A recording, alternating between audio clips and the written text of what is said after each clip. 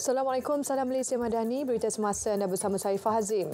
Yang di-Pertuan Agong Al-Sultan Abdullah Riayatuddin Al-Mustafa Bilal Shah menyifatkan lawatan putera Albert II sebagai tanda persahabatan erat antara Monaco dan Malaysia. Dalam titahnya, baginda berharap kerjasama antara dua negara dapat memberi manfaat kepada generasi akan datang. Al-Sultan Abdullah berkenan menerima menghadap putera Monaco, putera Albert II di Istana Negara pagi tadi. Istiadat sambutan putera Albert II bermula di dataran kawat Istana Negara dengan nyanyian lagu kebangsaan Monaco dan Negaraku diiringi 21 das tembakan meriam. Putera Albert II seterusnya memeriksa kawalan kehormat utama sebelum menyempurnakan upacara menanam pokok keranji diiringi Yang di-Pertuan Agong. Kementerian Komunikasi Digital memberi jaminan pembangunan identiti digital nasional IDN tidak akan menjejaskan keselamatan data pribadi rakyat. Menteri Fahmi Fadzil berkata, inisiatif yang diusahakan MIMOS Berhad dengan kerjasama beberapa agensi lain itu telah digunakan di beberapa negara luar seperti Estonia, Singapura dan Emirat Arab Bersatu UAE. Beliau menyatakan perkara itu bagi menepis dakwaan segelintir pihak di media sosial bahawa IDN menjejaskan keselamatan data peribadi. Menyifatkan dakwaan itu sebagai cubaan menakut-nakutkan rakyat, Fahmi berkata usaha dan dasar itu bukan perkara baharu, sebaliknya telah diumumkan pada 2021.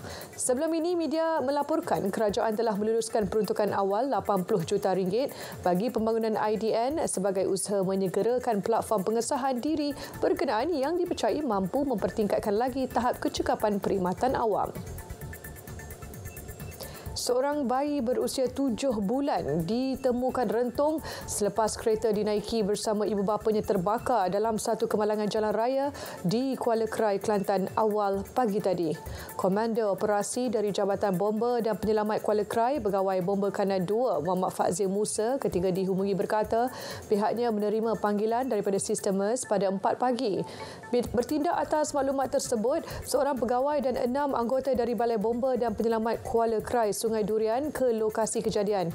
Kenderaan dinaiki Nur Hasifah Razni, 25 tahun bersama suami Wan Shahrizat Azwan Wan Syahril, 28 tahun serta anak mereka Wan Sabina Arisha Wan Shahrizat Azwan, 7 bulan terbabas sebelum melanggar pembahagi jalan dan tiang lampu menyebabkannya terbakar.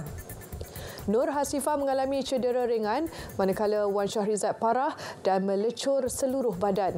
Mangsa yang cedera dihantar ke Hospital Kuala Krai manakala jenazah bayi diserah kepada polis untuk tindakan lanjut. Polis menahan 5 lelaki tempatan dikenali sebagai geng Mat Mata dipercayai mempunyai kaitan dengan beberapa kes curi kenderaan sejak Oktober lalu di sekitar daerah Kuantan, Pahang.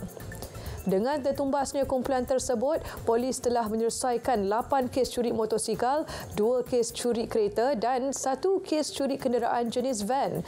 Ketua Polis Daerah Kuantan, Asisten Komisioner Wan Muhammad Zahari Wan Busu berkata, kelima-lima suspek merupakan penganggur berumur antara 22 tahun hingga 33 tahun berasal dari daerah Kuantan dan Pekan.